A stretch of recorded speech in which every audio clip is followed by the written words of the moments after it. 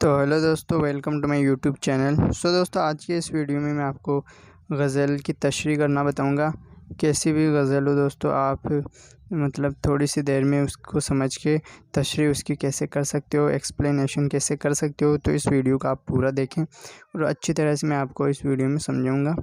तो मैं यहाँ पर एक गज़ल लिख लेता हूँ कोई भी, और फिर आपको मैं समझाता हूँ। तो दोस्तों, मैंने यहाँ पे एक शेर लिख दिया है जिसकी अपन को तशरीह करनी है। मैं इसमें बताऊंगा आप तशरीह कैसे कर सकते हो। तो सबसे पहले दोस्तों, तशरीह करने के लिए आपको किन बातों का ध्यान रखना है और मतलब किन चीज़ों का आपको खासकर ध्यान रखना है, उसके बारे में मैं आपको कुछ पॉइंट्स, कुछ टिप्स बता देता हूँ। मैं आपको कुछ चीज़ें बता देता हूँ इसके अंदर। तो दोस्तों, आपको किसी भी शेर का मतलब किसी शेर की तशरीह या खुलासा करने के लिए आपको करना क्या होता है। सबसे पहले दोस्तों, जो उर्दू के वर्ड होते हैं उनकी मीनिंग आपको पता होनी चाहिए, तो आप आसानी से उनका मतलब खुलासा या तशरीह कर सकते हो, उनका मीनिंग आपको अच्छे से पता हो। तो मैं आपको सजेस्ट करूँगा कि सबसे पहले आपको उनके मीनिंग्स याद होने चाहिए।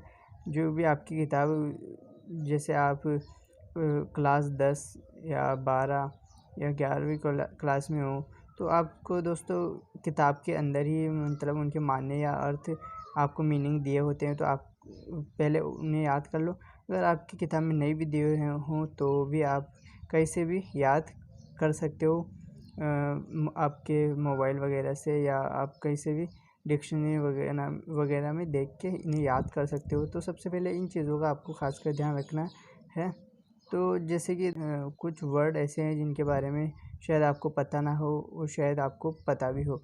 जैसे कि इसके अंदर एक ये वर्ड है बुता। तो ये बुता किससे बना है। ये बुता बना है दोस्तों बुत यानी आपको पता होगा दोस्तों, पत्थर या मूर्ति होती है बुत का मतलब। तो इस तरह के माने आपको अगर सही से पता होंगे तो आप आसानी से किसी भी शेर का मतलब आप तशरीह कर सकते हो आसानी से। मैं आपको इस शेर की तशरीह करके बताऊंगा किस तरह आप करोगे। तो सबसे पहले दोस्तों, आपको तशरीह करने के लिए क्या होता है, सबसे पहले आपको यहाँ पे लिखना होता है शायर का हवाला, शेर और शायर का हवाला। तो आपको यहाँ पे लिख लेना होता है। तो दोस्तों, मैंने यहाँ पे लिख दिया है शायर और सिनफ का हवाला। तो दोस्तों, आपको भी ये लिख लेना है। मतलब तशरीह करने के लिए आप पूरा अच्छे से लिखोगे तभी आपको पूरे नंबर मिलेंगे। जैसे आपको ये शायर और सिनफ का हवाला लिख लिया है, तो उसके बाद आपको इसके अंदर लिखना क्या होता है, जैसे कि जो शेर दिया हुआ है उसके राइटर यानी जो शायर है उनके उसका नाम लिख लेना है।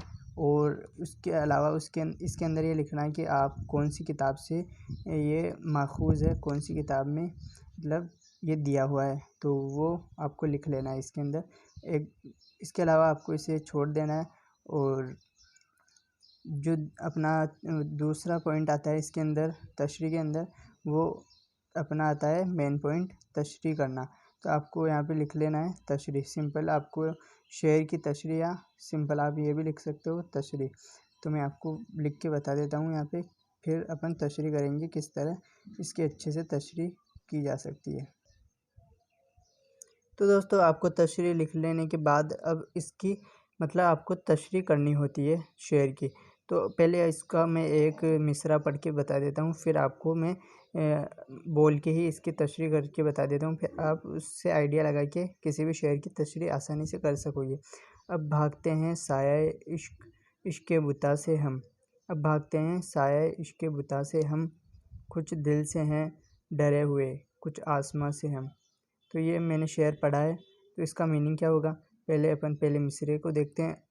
अब भागते हैं साया इश्क बुता से हम। तो शायर यहाँ पे कहना चाहते हैं जो इश्क बुता है उसका मीनिंग क्या होगा। तो बुत यानी आपको मैंने बताया था मूर्ति या पत्थर होता है।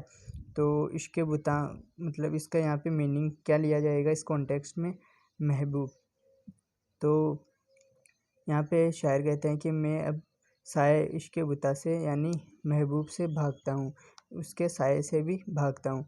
अब अगले शेर में क्या कहता है शायर, मतलब अगले मिसरे में शेर के, कुछ दिल से हैं डरे हुए, कुछ आसमां से हम। तो इस शेर का जो मीनिंग होगा उस मतलब उसकी जो तशरीह की जाएगी इसमें ये होगा कि शायर कहते हैं कि कुछ दिल से हैं डरे हुए, मतलब अपने दिल से डरे हुए हैं कि मतलब महबूब के पीछे जाएंगे तो दिल टूटेगा, और इसलिए दिल से डरे हुए हैं। और कुछ आसमां से, हम आसमां से यहाँ पे ये इस कॉन्टेक्स्ट में लिया गया है आसमां से डरना, कि जितनी भी तकालीफ़ और मुश्किलात आते हैं वो आसमान से नाजिल या आसमान से आती है। तो इस तरह इसके अंदर शायर का जो कहना है, वो शायर कहते हैं कि इसलिए साए मतलब महबूब के साए से भी हम दूर रहते हैं, भागते हैं। तो इसलिए आप समझ सकते हो दोस्तों इसकी तशरीह कितनी आसान है। और अगर आपको मतलब इनका मीनिंग पता हो और कॉन्टेक्स्ट में आपको पता चल जाए कि ये किस कॉन्टेक्स्ट में कहा गया है, तो आप आसानी से उसका तशरीह कर सकते हो। तो सिंपली आपके मतलब आपको कुछ भी रटने की या कुछ करने की ज़रूरत नहीं होती है, बस आपको समझना होता है शायर क्या कह रहा है, तो आप तशरीह यहाँ पे आसानी से कर पाओगे। तो बस आज के लिए बस इतना ही। मैं होप करता हूँ आपको ये समझ आया होगा वीडियो। तो बस आज के लिए इतना ही।